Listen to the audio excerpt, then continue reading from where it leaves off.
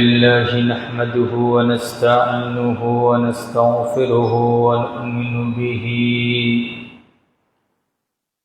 ونتوكل عليه ونعوذ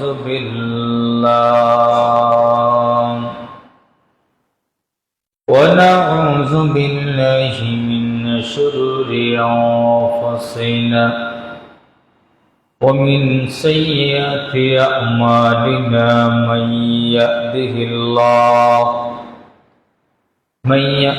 الله فلا مضل له ومن يضلله فلا هادي له وأشهد أن لا إله إلا الله وحده لا شريك له وأشهد أن محمدا عبده ورسوله الذي أرسله بالحق بشيرا ونذيرا وداعيا إلى الله بإذنه وسراجا منيرا أما بعد فإن خير الحديث كتاب الله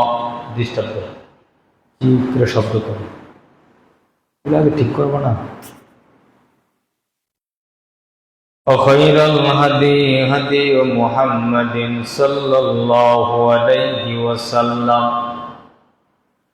وشر الأمور محدثاتها وكل محدثة بدعة وكل بدعة ضلالة وكل ضلالة في النار أعوذ بالله من الشيطان الرجيم بسم الله الرحمن الرحيم يا أيها الذين آمنوا اتقوا الله وقولوا قولا سديدا يصلح لكم أعمالكم ويغفر لكم ذنوبكم ومن يطع الله ورسوله فقد فاز فوزا عظيما يا أيها الذين آمنوا اتقوا الله حق تقاته ولا تموتن إلا وأنتم مسلمون قال رسول الله صلى الله عليه وسلم من رأى منكم منكرا فليغيره بيده فإن لم يستطع فبلسانه فإن لم يستطع فبقلبه وذلك أضعف الإيمان أو كما قال عليه الصلاة والسلام উপস্থিত সম্মানিত মুসল্লিয়ানি কেরাম ওয়াজিবুল ইহতারাম মুআজ্জাজ হাজিরিন বিরাদরান ইসলাম আল্লাহ সুবহানাহু ওয়া তাআলার দরবারে আমরা শুকর আদায় করছি যে মহান আল্লাহ সুবহানাহু ওয়া তাআলা আমাদেরকে প্রতি জুমার ন্যায় আজকেও জুমার সালাতের উদ্দেশ্যে আল্লাহর ঘর মসজিদে আসার বসার আলোচনা করার শোনার বোঝার তৌফিক দিয়েছেন। সেজন্য সেই মহান রবের দরবারে সবাই অন্তরস্থল থেকে কালিমাতুশ শুকর আদায় করছি, বলি আলহামদুলিল্লাহ। দুরূদ এবং সালাম পেশ করছি মুহাম্মদ রাসূলুল্লাহ সাল্লাল্লাহু আলাইহি ওয়াসাল্লামের প্রতি। আজকে আমার বক্তব্যের বিষয় হলো দাওয়াতের ফজিলত সম্পর্কে। রব্বুল আলামিন যদি আমাকে তৌফিক দান করেন তাহলে বিষয়টির উপরে তথ্যবহুল আলোচনা আপনাদের সামনে তুলে ধরার চেষ্টা করব। ওমা তৌফিক ইল্লা বিল্লাহ আলাইহি তাওয়াক্কালতু ওয়া ইলাইহি উনীব। দাওয়াত ইলাল্লাহ তথা আল্লাহর দিকে দাওয়াতের ফজিলত এবং গুরুত্ব অনেক বেশি। কারণ যত নবী রাসূলগণকে আল্লাহ সুবহানাহু ওয়া তাআলা পৃথিবীতে পাঠিয়েছেন, সমস্ত নবী রাসূলগণের একটাই কাজ ছিল মানুষের কাছে দাওয়াত উপস্থাপন করা, মানুষকে হেদায়েতের রাস্তা বাতলিয়ে দেওয়া। আর এই কাজটা নবী রাসূলগণ করেছেন এবং তার পরবর্তী যারা আসছেন তারাও এই কাজটা করেছেন।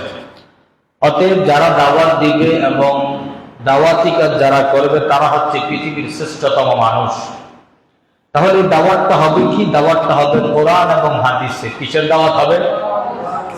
কোরআন হাদিসের। যেমন আল্লাহ সুবহানাহু ওয়া তাআলা সূরা আন সাজদা 33 নম্বর আয়াতে রব্বুল আলামিন বলছেন, ওমান আহসানু কাওলাম মিম্মান দাআ ইলাল্লাহ ওয়া আমিলা সালিহান ওয়া ক্বালা ইন্নানি মিনাল মুসলিমিন। আল্লাহ রব্বুল আলামিন বলেন, তার কথার চেয়ে উত্তম কথা আর কার হতে পারে যে মানুষকে আল্লাহর দিকে আহ্বান করে, নিজের সৎ আমল করে এবং পরিচয় দেয় আমি একজন মুসলিম। এখানে আমরা কয়েকটা কথা বুঝতে পারি। একটা হচ্ছে যে ব্যক্তি দাওয়াত দিবে, আল্লাহ নিজে বলছেন যে তার চেয়ে উত্তম কথা আর কার হতে পারে যে আল্লাহর দিকে আহ্বান করে। তাহলে বুঝে গেল উত্তম কথা হলো যে মানুষকে আল্লাহর দিকে কি করে? আহ্বান করে। যে উত্তম কথা হলো যে মানুষকে আল্লাহর দিকে ডাকে। উত্তম কথা হলো যে মানুষকে ভালো কাজের দিকে আহ্বান করে এবং নিজে সৎ আমল করে। এখানে কয়েকটা পয়েন্ট। একটা হলো উত্তম কথা হলো আল্লাহর দিকে আহ্বান করা, আল্লাহর দিকে ডাকা। এই জন্য আমাদের প্রত্যেকের করণীয় হলো আমরা মানুষকে ভালো কাজের আদেশ করা, পাপাচার কাজ থেকে মানুষকে বিরত রাখা, ভালো কাজের দিকে মানুষকে উদ্বুদ্ধ করা, দ্বীনি কাজের দিকে মানুষকে উদ্বুদ্ধ করা, ইসলামের কাজের দিকে মানুষকে উদ্বুদ্ধ করা, কোরআন এবং সেই হাদিসের দিকে মানুষকে উদ্বুদ্ধ করা এবং যত প্রকারের তাগুত রয়েছে তাগুত থেকে মানুষকে বিরত রাখা। তাহলে আয়াতের প্রথম অংশ আল্লাহ বলছেন, ওমান আহসানু কাওলাম মিম্মান দাআ ইলাল্লাহ ওয়া আমিলা সালিহান ওয়া ক্বালা ইন্নানি মিনাল মুসলিমিন। তার কথার চেয়ে উত্তম কথা আর কার হতে পারে যে মানুষকে আল্লাহর দিকে আহ্বান করে। তাহলে আল্লাহর দিকে আহ্বান করা হলো উত্তম কাজ। কি কাজ ভাই? উত্তম কাজ, শ্রেষ্ঠ কাজ, ভালো কাজ, সর্বোত্তম কাজ, সর্বশ্রেষ্ঠ কাজ। ও আমিলা সালিহান এবং নিজে সৎ আমল করা। কি করা? তাহলে দাওয়াতের প্ল্যাটফর্ম হলো আগে দাওয়াত দিতে গেলে নিজে সৎ আমল করতে হবে। কি করতে হবে? সৎ আমল করতে হবে। নিজে যদি আপনার সৎ আমল না করে মানুষকে দাওয়াত দেওয়া সম্ভব না। এই জন্য কুয়ান পোশাকুম ওয়া আহলিকুম নার, বন্ধু তুমি বাঁচো, অপরকে বাঁচাও। তুমি বাঁচো, তোমার পরিবার পরিজনকে বাঁচাও এবং অপরকে জাহান্নামের আগুন থেকে হেফাজত করো। এই গুণগুলো আমাদের ভিতরে থাকতে হবে। আর দাওয়াত আমরা আল্লাহর রাস্তায় দিব ইখলাসুন নিয়্যা, নিয়ত শুদ্ধের মাধ্যমে, নিয়তকে ইখলাস করে, নিয়তকে শুদ্ধ করে আমরা আল্লাহর দিকে মানুষকে দাওয়াত দেব। তাহলে ওই দাওয়াতের মাধ্যমে মানুষ উপকৃত হবে। আর দাওয়াত যদি হয়, আমাদের ভালো কাজগুলো যদি হয় মানুষকে দেখানোর জন্য, লোক দেখানোর জন্য, তাহলে এটাকে বলা হয় রিয়া। এটা শিরক। এটা কি? শিরক। তা লোক দেখানো ইবাদত করা যাবে না।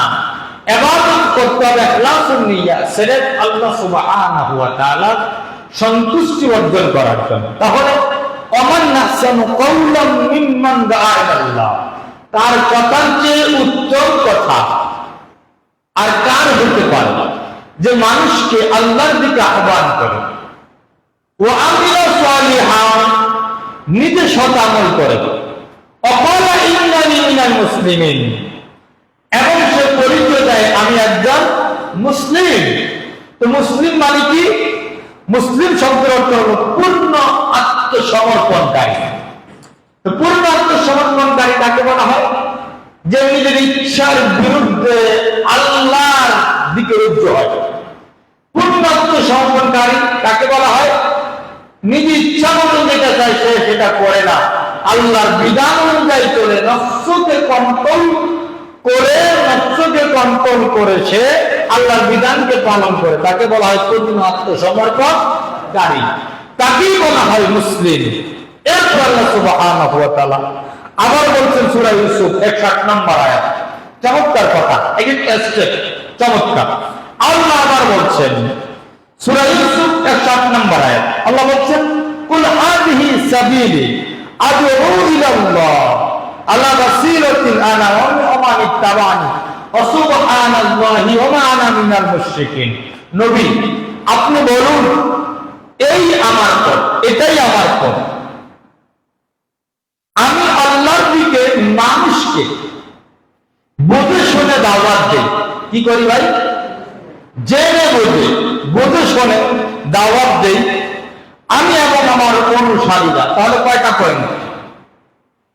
এখানে দুইটা পয়েন্ট। একটা হলো কুল হাদি সাবিলে আদউ ইলাল্লাহ, হে নবী আপনি বলুন ইহাই আমার পথ, এটাই আমার পথ। আদউ ইলাল্লাহ আলা বাসীরাতিন আনা ওয়া মান ইত্তাবা'আনি ওয়া সুবহানাল্লাহি ওয়া মা আনা মিনাল মুশরিকিন। আমি আল্লাহর দিকে মানুষকে বুঝে শুনে দাওয়াত দেই আমি এবং আমার অনুসারীরা। আর আল্লাহ সুবহানাহু ওয়া তাআলা পবিত্র এবং আমি অংশীবাদীদের অন্তর্ভুক্ত না। বাসীরাতিন শব্দ এখানে আল্লাহ সুবহানাহু ওয়া তাআলা ব্যবহার করেছেন। যদি মাইকে সমস্যা, মাইকে আওয়াজ নাই, আমাদের মাইকের একটা মেশিন নষ্ট হয়ে গিয়েছে, এই জন্য শব্দ শোনা যাচ্ছে না। তাআলা বাসীরাতিন আনা ওয়া মান ইত্তাবা'আনি ওয়া সুবহানাল্লাহি ওয়া মা আনা মিনাল মুশরিকিন। আমি মানুষকে স্পষ্ট জ্ঞান সহকারে দাওয়াত দিই। তারা কারা? আমি এবং আমার অনুসারীরা। তাহলে আমাদের দাওয়াত হতে হবে কোরআন এবং হাদিস। স্পষ্ট জ্ঞান বলতে কি বোঝায়? কোরআন এবং হাদিস। এই কোরআন হাদিসকে স্পষ্ট জ্ঞান বলা হয়। কোরআন হাদিসকে আপনার রাসূল সাল্লাল্লাহু আলাইহি ওয়াসাল্লামের হাদিসকে স্পষ্ট জ্ঞান বলা হয়। এরপরে উদউ ইলা সাবিলি রাব্বিকা বিল হিকমা ওয়াল মাউইযাতিল হাসানা। এরপর আল্লাহ সুবহানাহু ওয়া তাআলা সূরা নাহল 125 নম্বর আয়াতে বলছেন যে আপনি আপনার প্রতিপালকের দিকে মানুষকে কিভাবে আহ্বান করবেন। আপনি আল্লাহর দিকে মানুষকে কিভাবে আহ্বান করবেন, কিভাবে আপনি মানুষকে ডাকবেন। এই জন্য আগে আমাদের জবানগুলো ঠিক করতে হবে, আমাদের আখলাকগুলো ঠিক করতে হবে, আমাদের চরিত্রগুলো ঠিক করতে হবে, আমাদের ব্রেনকে কোরআন হাদিসের দিকে নিয়ে যেতে হবে, আমাদের কলমকে কোরআন হাদিসের দিকে নিয়ে যেতে হবে, কলমকে আত্মশুদ্ধির মাধ্যমে দাওয়াত দিতে হবে। বুঝতে পারলাম? উদউ ইলা সাবিলি রাব্বিকা বিল হিকমা ওয়াল মাউইযাতিল হাসানা। আপনি আপনার প্রতিপালকের দিকে, আপনি আপনার রবের দিকে মানুষকে আহ্বান করুন। কাকে আহ্বান করতে বলছেন? মানুষকে। ইলা সাবিলি রাব্বিকা বিল হিকমা, আপনি আপনার পথের দিকে, আপনার রবের দিকে মানুষকে আহ্বান করুন। সাবিলি রাব্বিকা বিল হিকমা, হিকমার সাথে। কিসের সাথে? হিকমা। হিকমা মানে কৌশল, কৌশল করা, কৌশল দিয়ে দাওয়াত দেওয়া। হিকমা মানে আচরণ ভালো, আখলাক ভালো, এটার নাম কি? হিকমা। হিকমা মানে সুন্নাহ। তাহলে কয়েকটা নয়, হিকমা আমরা কৌশলের মাধ্যমে মানুষকে দাওয়াত দিতে পারি, এগুলো আমাদের নাই। আমরা যদি কোথায় এক জায়গায় বসি তখন স্বাভাবিক দুনিয়াবি গল্প গুজবের ভিতরে আমরা বসে যাই, ওখানে আমাদের আল্লাহর দাওয়াত থাকে না, স্বাভাবিক বিষয়। এগুলো আমাদেরকে বর্জন করতে হবে, এগুলো আমাদেরকে ডিলিট করতে হবে, এগুলো আমাদেরকে পরিত্যাগ করতে হবে। কারণ আল্লাহ সুবহানাহু ওয়া তাআলা বলেন উদউ ইলা সাবিলি রাব্বিকা বিল হিকমা ওয়াল মাউইযাতিল হাসানা। আপনার প্রতিপালকের পথের প্রতি দাওয়াত দেন হিকমার সাথে, কৌশলের সাথে। হিকমার একটা অর্থ সুন্নাহ দিয়ে, ওয়াল মাউইযাতিল হাসানা। এবং তাদের সাথে যখন আপনি তর্ক করেন, তাদের সাথে যখন আপনি তর্কে জড়ান, ওয়াল মাউইযাতিল হাসানা, উত্তম ওয়াজের মাধ্যমে আপনি মানুষকে কি করেন? দাওয়াত দেন। তাহলে আমরা এখানে কয়েকটা পয়েন্ট পাচ্ছি। আল্লাহর দিকে যদি আমরা মানুষকে দাওয়াত দিতে হয় তাহলে হিকমার সাথে দিতে হবে। এর সাথে হিকমার সাথে। আল্লাহর দিকে যদি আমরা মানুষকে দাওয়াত দিতে হয় উত্তম ওয়াজের মাধ্যমে। তবে হ্যাঁ, দাওয়াতের ক্ষেত্রে জাহেল যারা, তাদের সাথে তর্ক করা যাবে না। কারণ যখন আপনি জাহেলদের সাথে তর্ক করবেন, জাহেলদের সাথে তর্ক করলে সে উল্টা বলবে। কি বলবে? উল্টা বুঝবে। এমন মানুষ রয়েছে যখন আপনি দাওয়াত দিবেন, কোরআন হাদিসের কথা বলবেন, এই কথাটাকে সে হঠাৎ অস্বীকার করে বলে, আমি এই পথে থাকবো, যদি আমার কোথায় যাই জাহান্নামে যাই, তারপর আমি এই পথের উপরে থাকবো। এই জন্য জাহেলদের সাথে যখন আমরা তর্ক করব, উত্তম উপদেশের মাধ্যমে তর্ক করব। তাহলে দাওয়াতের কয়েকটা অপশন আমরা বুঝে ফেললাম।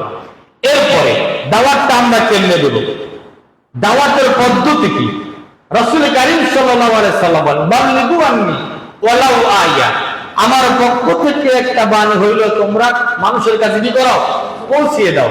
এটা আমাদের মধ্যে নাই, আমরা এই দাওয়াতি কাজ করি না। আমাদের কিন্তু দাওয়াতি কাজ নাই, একটা হুজুর আছে সে করবে না, সম্ভব না। প্রত্যেকের জায়গা থেকে দাওয়াতি কাজ করতে হবে, এটা ফরজ। এই কাজটা ফরজ, এটা আপনার করতে হবে, না আপনি একসময় ড্যাম হয়ে যাবে। এই কাজটা না করলে আপনার একসময় জাকজমক থাকবে না, আপনার তাওহীদ প্রতিষ্ঠা করা কঠিন হয়ে যাবে। এই দাওয়াতি কাজটা প্রত্যেকের উপরে ফরজ। আর এই কাজের জন্য আল্লাহ সুবহানাহু ওয়া তাআলা আমাদেরকে পাঠিয়েছেন, মানুষের উত্থান ঘটানো হয়েছে, যেটা আল্লাহ সুবহানাহু ওয়া তাআলা আলে ইমরানের মধ্যে বলছেন, সূরা আলে ইমরানের ভিতরে, তোমরাই সর্বোত্তম জাতি, মানুষের কল্যাণের জন্য তোমাদের উত্থান ঘটানো হয়েছে। তা'মুরুনা বিল মা'রুফ, তোমরা ভালো কাজের আদেশ করবে, অন্যায় পাপাচার কাজ থেকে মানুষকে বিরত রাখবে। আবার বলছেন একটা দলকে ইঙ্গিত করে, দলটা ছোট হোক, দলটা বড় হোক, দলটা একজন হোক, দলটা দুজন হোক, দলটা পাঁচজন হোক, দলটা ছয়জন হোক, সাতজন হোক, আল্লাহ বলছেন ওয়াল তাকুম মিনকুম উম্মাতুন ইয়াদউনা ইলাল খায়র ওয়া ইয়া'মুরুনা বিল মা'রুফ ওয়া ইয়ানহাউনা আনিল মুনকার। তোমাদের মধ্যে একটা দল থাকবে, থাকা উচিত, লাজম, জরুরি, প্রয়োজন। তাদের কাজটা কি ভাই? ভালো কাজের আদেশ করা, অন্যায় কাজ থেকে নিষেধ করা। না হয় এই কাজটা যদি না থাকে, মানুষকে জাহিলিয়ত থেকে দূরে ফিরানো সম্ভব হবে না। এই জন্য রাসূল কারীম সাল্লাল্লাহু আলাইহি সাল্লামের একটা হাদিস, এটা আগেও বলেছিলাম আপনাদেরকে, কানা রাসূলুল্লাহ সাল্লাল্লাহু আলাইহি সাল্লাম আন হুযায়ফা ইবনে ইয়ামান ক্বালা রাসূল সাল্লাল্লাহু আলাইহি সাল্লাম ইয়াকুলু কানা الناس يسألون رسول الله صلى الله عليه وسلم عن الخير وكنت أسأله عن الشر। হুযায়ফা ইবনে ইয়ামান রাদিয়াল্লাহু তাআলা আনহু হতে বর্ণিত, তিনি বলেন রাসূল সাল্লাল্লাহু আলাইহি সাল্লামকে মানুষ কল্যাণ সম্পর্কে জিজ্ঞাসা করত, আর আমি অকল্যাণ আমাকে পেয়ে বলবে এই ভয়ে আমি সব সময় অকল্যাণ সম্পর্কে, অনিষ্ট সম্পর্কে, ক্ষতিকর দিক সম্পর্কে জিজ্ঞেস করতাম। এই জন্য আমরা সবসময় কল্যাণ, কোন কাজটা কল্যাণ এটা জিজ্ঞেস করি না, এটা না, নিয়ম এটা না। কোন কাজটা আমাদের ভালো হবে এটা সবার আগে জিজ্ঞেস করি, এরকম না? আমরা যখন যে কোনো কাজ করব, আগে ওই কাজটার নেগেটিভ পয়েন্ট কি ওটা নিয়ে জিজ্ঞেস করতে হবে। কি করতে হবে? নেগেটিভ দিকটা কি, খারাপ দিক কি, ওটা নিয়ে আগে আমাদের আলোচনা করতে হবে। সেটা দুনিয়াবি হোক, উখরাবি হোক, যেই কোনো কাজটা হোক না কেন, আগে আমরা নেগেটিভ পয়েন্ট নিয়ে কথা বলবো। অকল্যাণ কি হতে পারে, অনিষ্ট কি হতে পারে, ক্ষতি কি হতে পারে, এই ক্ষতি নিয়ে আগে আমরা কথা বলবো। তাই হুযায়ফা রাদিয়াল্লাহু তাআলা আনহু বলেন, রাসূল সাল্লাল্লাহু আলাইহি সাল্লামকে সবাই মানুষেরা কল্যাণ, বালাই সম্পর্কে জিজ্ঞেস করত, যেটা মেরা ফায়দা হয় ওটা সম্পর্কে জিজ্ঞেস করত। কিন্তু আমি উল্টা করলাম। কি করলাম? উল্টা।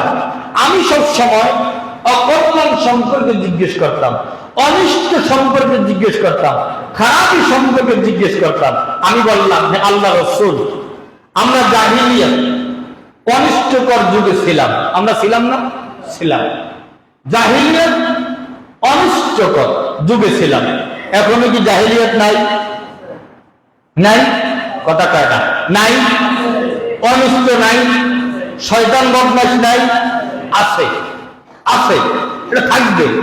তাহলে আপনি অনিষ্ট, ক্ষতি, এটা সম্পর্কে জিজ্ঞেস করতে হবে আগে। তাই তিনি বললেন, হে আল্লাহ রাসূল, আমরা জাহিলিয়াত অনিষ্টকর যুগে ছিলাম। এরপর আল্লাহ আমাদেরকে দ্বীন ইসলাম, ইসলামের কল্যাণ এনেছেন। সুবহানাল্লাহ। আচ্ছা রাসূল, এই কল্যাণের পর, এই মঙ্গলের পর আবার কি কোনো অমঙ্গল আসবে? তিনি বললেন, হ্যাঁ আসবে। আমি আবার বললাম, আচ্ছা এই অনিষ্টের পর আমারও কোনো কল্যাণ আসবে? তিনি বললেন, হ্যাঁ, কিন্তু তাতে ধোঁয়া থাকবে। কি থাকবে? ধোঁয়া। আমি বললাম, ধোঁয়া আবার কি জিনিস? তিনি বললেন, ধোঁয়া হলো এমন এক জাতির আবির্ভাব ঘটবে যারা আমার হেদায়েতকে পরিহার করে অন্যদের হেদায়েত গ্রহণ করবে।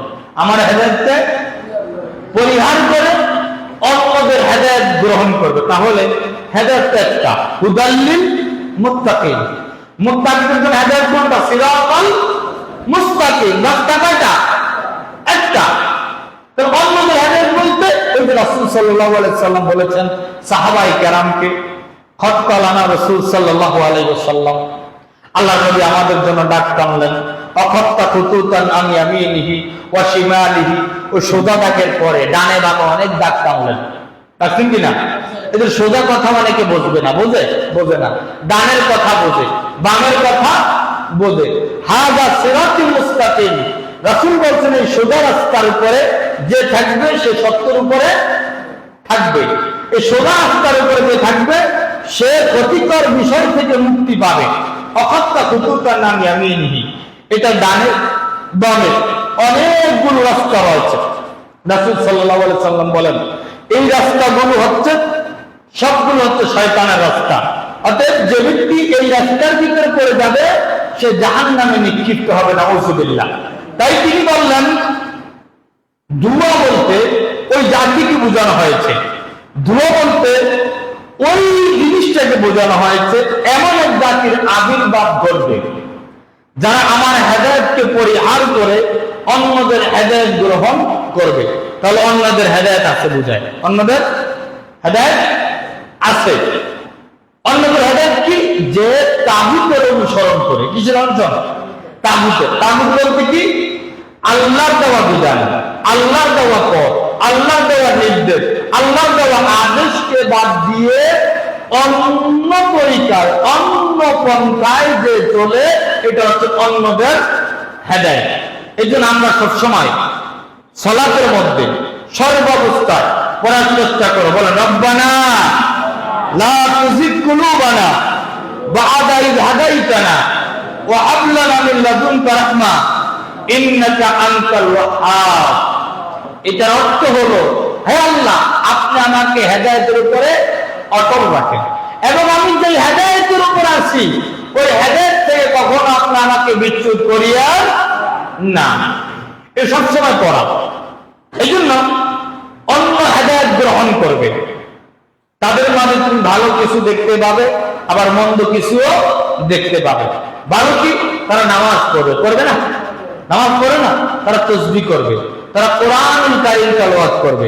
আমরা গত জুমার আগের জুমা বলেছিলাম, ইরান নিয়ে কথা বলেছিলাম।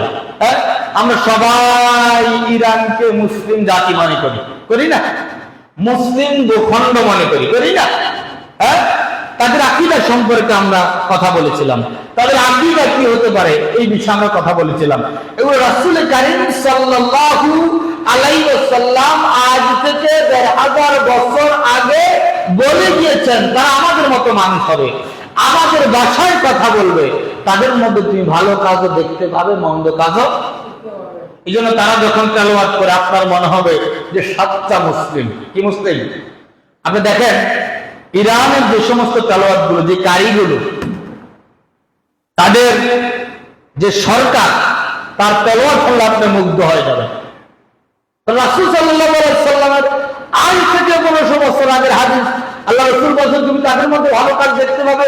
তাহলে ভালো কাজ পাওয়া বলে তারা কোরআনকে সুন্দরভাবে তেলাওয়াত করে, কোরআনকে খুব গুরুত্ব দেয়। আবার রাসূল বললেন এমন একটা সময় আসবে যখন মানুষ কোরআনকে তেলাওয়াত করবে ঠিক, কিন্তু তাদের কণ্ঠনালী অতিক্রম করবে না, কিন্তু তাদের জুব্বা, দাড়ি, পাগড়ি ইত্যাদি থাকবে ঠিক, কিন্তু তারা ঈমানদার নয়। কারণ আল্লাহ সুবহানাহু ওয়া তাআলা নিজেই বলছেন অধিকাংশ মানুষ ঈমান আনা সত্ত্বেও মুশরিক। এই কথা রাসূল কারীম সাল্লাল্লাহু আলাইহি ওয়াসাল্লাম বলেন। তাদের মাঝে তুমি ভালো কাজও পাবে, মন্দ কাজও দেখতে পাবে। আমি বললাম আচ্ছা, সেই ধোঁয়া মিশ্রিত কল্যাণের পর আবার কি কোনো অনিষ্ট আসবে? তিনি বললেন হ্যাঁ, সেটা কি আল্লাহর দ্বীনের পথে এক শ্রেণী আহ্বানকারী, আল্লাহর দ্বীনের পথে এক শ্রেণীর আহ্বানকারী। আমি আমার এখানকার দুইজন পরীক্ষার্থী এক জায়গায় নিয়ে গেলাম, ওই মোল্লারহাটের দিকে নিয়ে গেলাম। দেখলাম আলহামদুলিল্লাহ অধিকাংশ মসজিদ গুলো সহিহ আকীদার, আলহামদুলিল্লাহ বলে সহিহ আকীদার, এবং তারা ঐক্যবদ্ধ। তারা কি ঐক্যবদ্ধ? তা আমি জিজ্ঞেস করলাম, মানে আমি আহলে হাদিস প্রথমে টাইম পরিচয় দিলাম না, আমি দেখলাম একই টাইমে সব জায়গায় সম্ভবত 12:20 অথবা 12:30 একই টাইমে আযান দিয়েছেন, একই টাইমে সমস্ত মসজিদ। আমি ঘরের দিকে তাকালাম, কিন্তু একটা বাজবে এখনো পরীক্ষার্থীরা বের হচ্ছে না। পরে দেখলাম না, এখানে 12:30 বাজে। আমি জিজ্ঞেস করলাম যে আপনারা তাড়াতাড়ি কেন আযান দিচ্ছেন? আমাদের এই অঞ্চলটা আহলে হাদিস, সুবহানাল্লাহ, এটা আহলে হাদিস, এখানে 12:30 আমাদের আযান দেওয়া হয়। তা আমরা তো অনেক সময় মনে করি মানে আহলে হাদিস শুধু আমরা এই কয়েকজন, কিন্তু ভাই আমরা প্রকৃত আহলে হাদিস হতে পারি না, পারি না। তা আমাদের আফসোস, হইতে পারি না। কেন পারি না? আল্লাহ মালুম। আমরা একনিষ্ঠ চিত্তে আল্লাহর ইবাদত করতে পারি না, আমরা একনিষ্ঠ চিত্তে কোরআন হাদিসকে মানতে পারি না। এগুলো আমাদেরকে বর্জন করতে হবে। আমরা দ্বীনি কাজগুলোকে সহযোগিতা করতে হবে, ইসলামের কাজগুলোকে সহযোগিতা করতে হবে। তো তাদের কাছে যে বিষয়টা বুঝলাম যে তাহলে এদিকে হানাফি কম, বলছে একেবারেই কম। আশেপাশে কয়েকটা অমুসলিম অর্থাৎ হিন্দু পরিবার রয়েছে, তো তাদের কাছে অন্য একটা দল ওই হিন্দু পরিবার চাইতে নিকৃষ্ট, বুঝতে পারেন? যেমন অন্য একটা দল হিন্দু সাথে নিকৃষ্ট তারা মনে করে। কারণ কি? তাদের ভিতরে আকীদা ঢুকে দেওয়া হয়েছে। কারণ আকসারুহুম মুশরিকুন, অধিকাংশ মানুষ ঈমান আনা সত্ত্বেও মুশরিক। আপনি দেখেন অধিকাংশ ইমামের পিছনে আমি আপনার সালাত আদায় করি, আমার সালাতটা কিন্তু হয় না, এই জন্য ভয় পাই। তাদের আকীদা অদৃশ্যবাদী আকীদা। তাদের আকীদা হলো তারা আল্লাহকে নিরাকার মনে করে। তাহলে যে ব্যক্তি আল্লাহকে নিরাকার মনে করে তার কি ঈমান আছে? কথা পেন আছে? আমার মনে আকার রয়েছে। তা আমি তো ইমামের বিরুদ্ধে সালাত আদায় করি না, করতে হয়। আর কাউন আর রাকি, যেটা আল্লাহর নির্দেশ, রুকুকারীর সাথে রুকু করো, সাজদাকারীর সাথে সাজদা করো। তাহলে এই দেশে অধিকাংশ আমরা যদি খেয়াল করি তাদের আকীদা হলো এরকম। তাদের আকীদা হলো নবী হাজির নাজির, নবী কি নবী গায়েবের মালিক। তাহলে তাদের কিছু কি সালাত হচ্ছে? অধিকাংশ ইমাম, যদি আপনি খেয়াল করেন, আমি অধিকাংশের কথা বলতেছি, কোন একটা দলকে মিল করতেছি না, অধিকাংশ ইমামের কথা বলতেছি। তাবিজের ব্যবসা করে আছে কি নাই? আছে।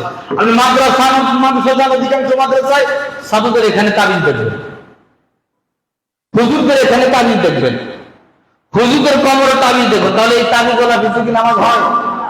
হ্যাঁ, তাহলে ওরা কি ওদের সাথে নিকৃষ্ট না?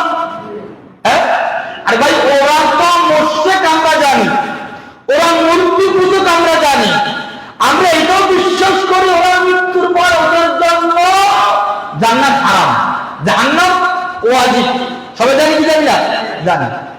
আর এরা ইসলামকে গ্রহণ করে, ইসলামকে মানার পরে, কোরআন হাদিসকে মানার পরে তারা আল্লাহর সাথে জুলুম করে, আল্লাহর সাথে শিরিক করে। আর যদি আল্লাহর সাথে শিরিক করে সে মুশরিক, সে কি মুশরিক। তাহলে আমরা এদের পিছে বা এদের আমল দেখে, এদের আখলাক দেখে, এদের চরিত্র দেখে আমরা সেখানে উদ্বুদ্ধ হই কি হই না? হই।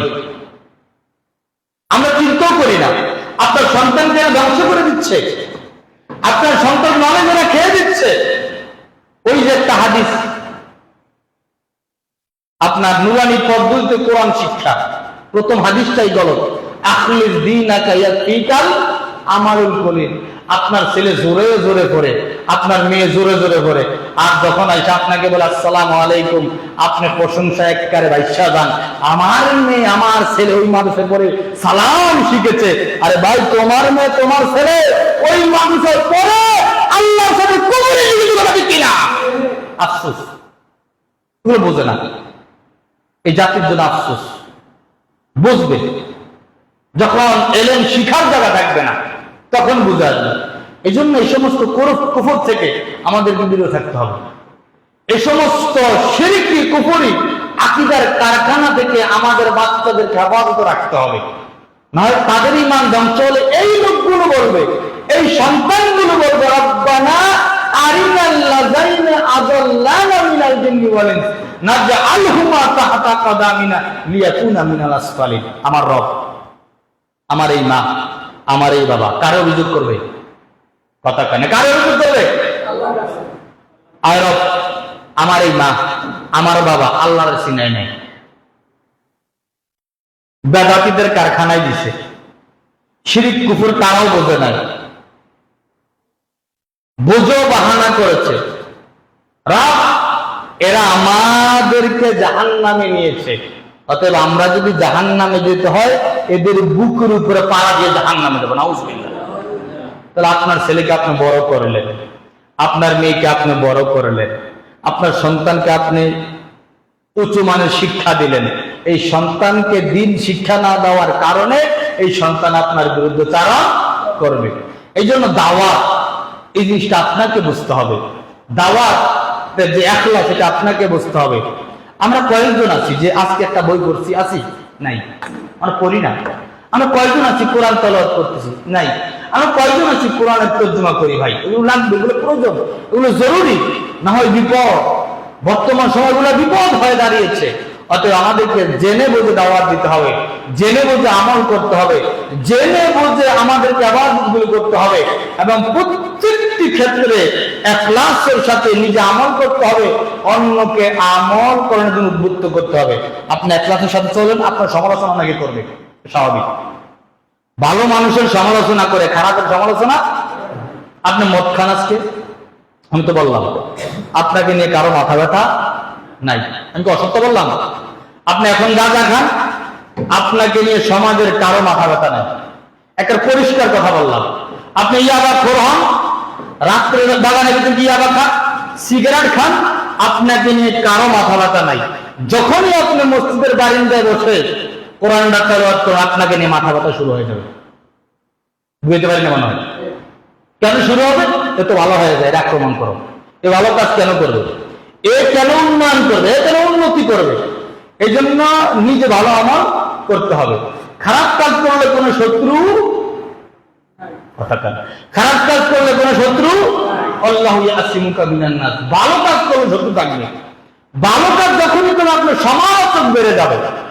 অতএব আপনি যখন অন্যায় কাজ করেন, এমন কোনো সমালোচনা থাকবে না। এই জন্য আগে আমরা দাওয়াত নিজে গ্রহণ করতে হবে। কু আনফুসাকুম ওয়া আহলিকুম নার, আগে নিজে গ্রহণ করতে হবে, পরিবারকে আত্মশুদ্ধি ঘটাতে হবে, পরিবারের ভিতরে দাওয়াত পৌঁছাতে হবে, এবং প্রত্যেকটা জায়গায় ইনশাআল্লাহ আমরা দাওয়াতি কাজ করব। আল্লাহ আমাদেরকে তৌফিক দান করুন, আল্লাহুম্মা আমিন। আমরা যেন নিজে পড়ে শুনে বুঝে শুনে আমল করতে পারি, আল্লাহ যেন সেই তৌফিক আমাদেরকে দান করে। সবাই বলি আল্লাহুম্মা আমিন। আমাদের যাবতীয় গুনাহগুলো আল্লাহ আপনি ক্ষমা করে দেন, আমিন। আমাদের যাবতীয় কাজের ভিতরে আপনি কল্যাণ দান করুন, আমিন। আমাদের একজন মুরব্বী বাবা আব্দুল মালিক আঙ্কেল দোয়া চেয়েছেন, তার জন্য দোয়া করুন। তিনি অসুস্থ, আল্লাহ তুমি তাকে শাফায়ে কুল্লি আজলা দান করুন, আমিন। আমরা যারাই অসুস্থ রয়েছে, আল্লাহ আমাদেরকে পরিপূর্ণ শাফায়ে কুল্লি আজলা দান করুন, আমিন। আমাদেরকে আপনি দ্বীনের উপরে অটল রাখেন, আমিন। বারাকাল্লাহু লানা ওয়া লাকুম ফিল কুরআনিল আযীম ওয়া নাফা'না ওয়া ইয়াকুম।